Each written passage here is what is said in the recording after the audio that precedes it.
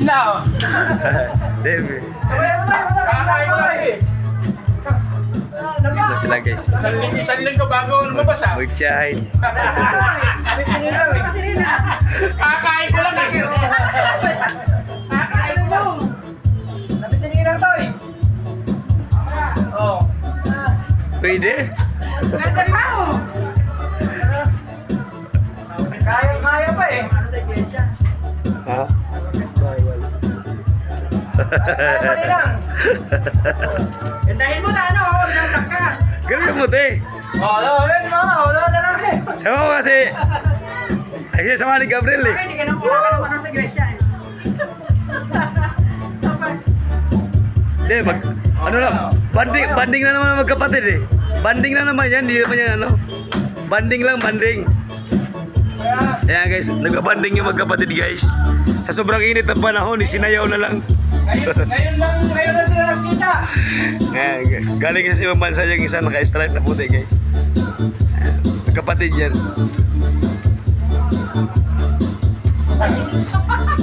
Sobrang init ang panahon, hindi na lang nasasayaw ako. Hindi ka naman itiwalag dyan, te, kasi banding na naman ang magkapatid yan eh. Wala na sayaw. Meron pa yan. When hair is damaged, its molecular structure composed of peptides is called Bali yan guys, yan parang nakapeng. Ano yan, nanay ng pulis yan na operator ko sa jeep. Dati. Bali ginagawa ko itong jeep nila yan.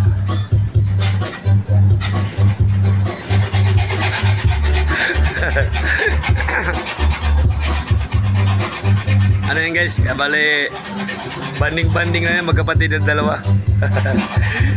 Kaya alam ko ito eh, sa bila yata sila. Yun sila magkasama-sama. Katuwaan na nila yan guys. Iyon! Napap na kami. Parang na. 25 years hindi rin kita. Oh, 25 years pala, hindi sila nagkakasama. Kaya sinusulit nila guys. Sinusulit nila.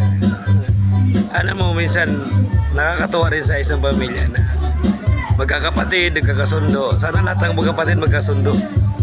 Walang magmamayabang, magkatanggapan sa isa't isa. May pagkakamali, marunong tumanggap. At kung humingi ng tawad yung isang kapatid, kaya may kasalanan mang kiwala, dapat magtanggapan. Yun ang maganda guys. Sabi mo, isa, 63. Kasi minsan lang ang buhay natin. Dadaan lang sa mundo. Yung mga guys, halos magsi-senior na mga yan. Senior na ito yung isa.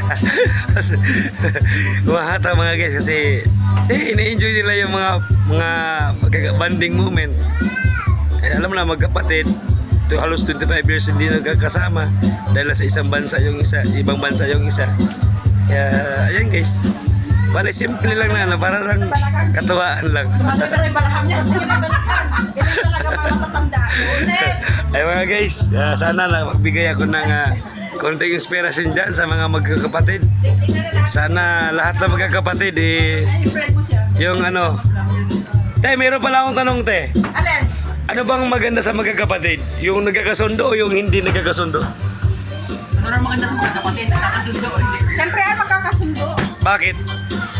Ganyan sa kaso kami. Para lang sa, ano sir, at least sa pakinabang din ng mga viewers ko. Maganda yung magkakasundo yung makakapatid. Kasi marami kasi magkakapatid na marami kasi magkakapatid na parang walang pakialaman. Yun naman dapat talaga. Kasi yung buhay naman sa mundo dadaan lang. Kaya habang nabubuhay. Kailangan magkakasundo. Nasa abroad siya, kanya ko sa amin ng pera. Ngayon umuwi siya, wala siyang pera. Ikaw kayo magbibigay sa kanya. Pero hindi naman dahilan ng pera para mawala yung pagmamahalan sa magkapatid eh. Hindi naman pera yung dahilan ng pagmamahalan eh. Oo. Mahirap at Palamot na rin. Oo. Kaya siya na ngayon boss. Pero, Siya na ngayon kayo Tele, ilang taong ka na ngayon? 69, sa September. Ikaw ate? 63. So ibig sabihin mga guys, mga dalaga pala itong mga to.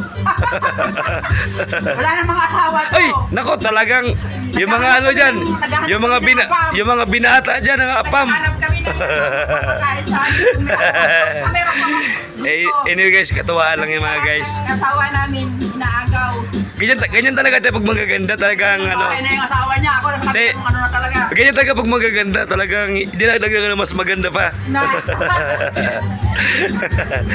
Anyway guys, katuwaan lang nila yan guys. Salamat sa inyong panonood dyan. Pasensya na, wala akong damit, gumagawa ko guys. Yan, ginagawa ko yung jeep ng police. Yan, kung pansin nyo, bago na yung ano, mga ilaw. So maraming sira to guys, manibila, ayaw yung manibila niya guys. Kakabit pa yan. Ayun yung manibila niya, nakakaiwalay pa. Kaya maraming salamat mga guys. Sana i-share nyo naman dyan. Yan, salamat, bye bye.